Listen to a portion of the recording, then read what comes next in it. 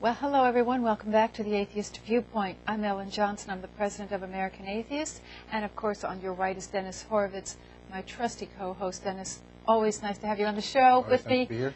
And we have Lenny Brenner, our guest, once again. Thank you, Lenny. If you haven't joined us in the past 3 shows, Lenny is the author of 6 books. Well, he's the author of 4, and he's edited 2 books. He's edited 51 documents, Zionist collaboration with the Nazis, and Jefferson and Madison on the separation of church and state. Today we want to take our roundtable and read some viewer mail. But I just want to share something with you that I found in our library. I'm always back there. It's just just a treasure of information back there. But I found some letters to the editor. You know, there are atheists today who are afraid to write a letter to the editor. Well, I found something from 1948 and 47.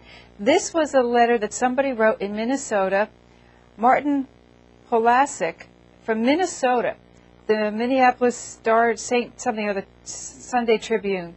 And he wrote, "To the editor, no one, I believe, would claim it is right for the radio to broadcast talk on overthrow of the government. Preaching atheism has always been the first step. We have enough wrongdoers in this country now." Okay, obviously this guy's against atheism. "Too many of our so-called Christians would like to be convinced that there is no God. Their not being sure is all that keeps them straight."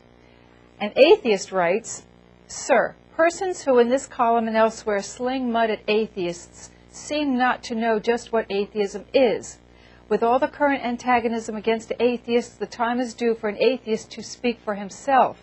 Atheism is not necessarily God denial. You cannot deny a God unless it is to deny some particular kind of a God. If a person feels that there is likely some kind of a supreme force somewhere, somehow in control of things, atheists will not contradict it. It is when persons try to describe the nature of their gods that the atheist may give opposition. Atheism holds that humanity is basically good. Persons are worthy of kind treatment for the good in them. Humanity must serve humanity. Hate is taboo. Life is too short to be spent that way. American atheists are no more responsible for Russian communism than American Christians are for Spanish fascism." That was out of St. Paul in 1948. Interestingly, that somebody had the nerve at that time to be publicly identified with atheism. So, you know, it's... Well, you know, everybody knows that an atheist for centuries, etc., but I'm 70 years old now, so I was born in 1937, and became interested in politics and religion and so on in the 50s. And you had atheists all over the place. I mean, the guy was talking about not all atheists are communists and all that kind of stuff. There were a lot of communist atheists, for example, working class people who were communists and atheists, et cetera, and not only communists and atheists, socialists and atheists, etc. You know, a lot of the first people in the labor movement who went to work for the CIA were ex-communists who were still atheists, etc., and who were like Jay Lovestone, for example, in the International Ladies Garment Workers Union, etc. And the International Ladies Garment Workers Union, which was the big, quote, Jewish union, you know, most of the members were Jewish, etc. Most of the leaders were socialists who came over as socialists and atheists from Poland, etc. And, you know, most of the top leaders of that union were atheists, etc., etc. So the idea of an atheist letter coming along back then isn't quite really that shocking to me. Yeah. Well, here's another letter. "I'm a life member of American Atheists who lives in Seattle. I just returned from a trip to the Houston, Port Arthur area that reminded me of how good we atheists have it in the Northwest compared to other areas of the country. I was shocked at the number of gigantic churches set in large barn-like structures with faux pillared facades attempting to look like Monticello. Instead of a Starbucks on each corner, there's a mega church. Now back in Seattle, I just spent a few hours reading articles on the American Atheist website, ordered a few books, and threw in a donation, which I will get matched by my employer tomorrow.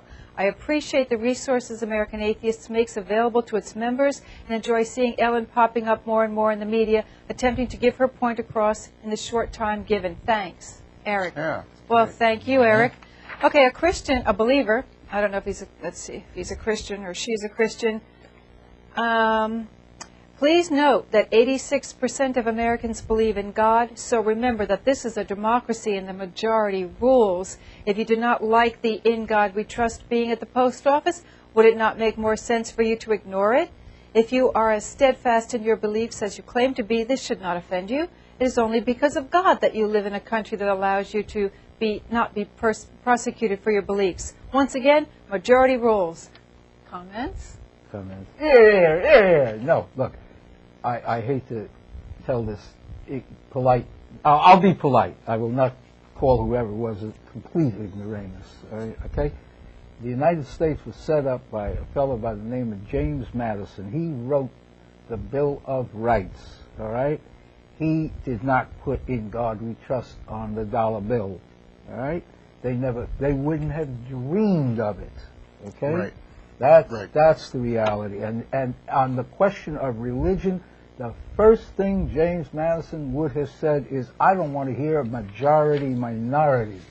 Okay? It ain't a question of majority and minority. The government of the United States has no business sticking its nose in your church, and your church has no business sticking its nose in the government. And, and I ain't making that up. I mean, in other words, that's what they would have said plain out, and that's what they did say. And anyone who had a rudimentary understanding of the foundation of this country and the Constitution would understand that the freedom of religion, the Establishment Clause was meant to protect people from the majority. Let me put it this way.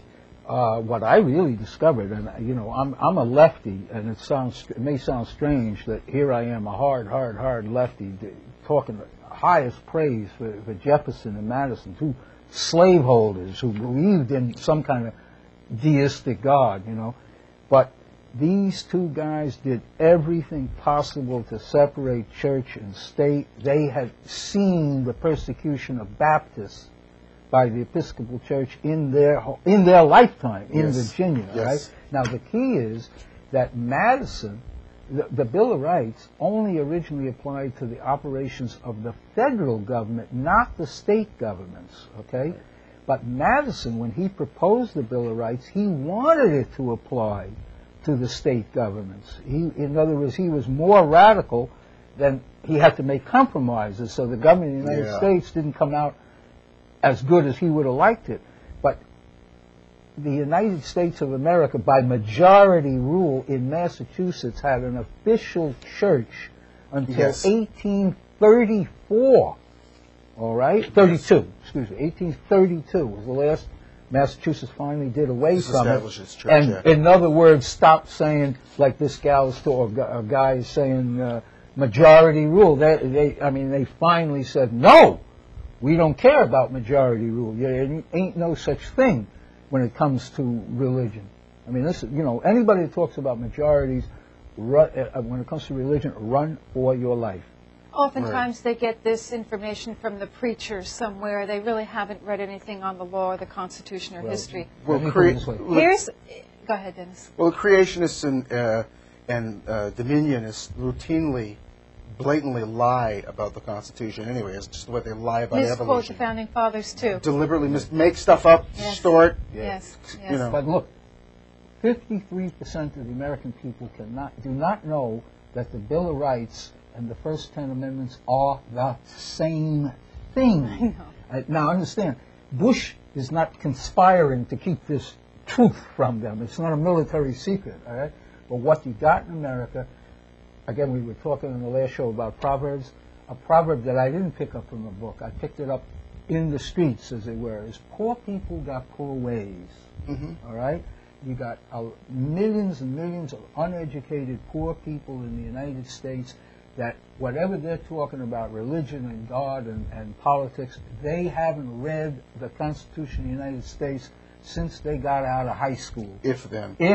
Yeah, you're right. I mean, but, in other words, and that's what the politicians are pandering to. Absolutely. They know how ignorant the people are, all right?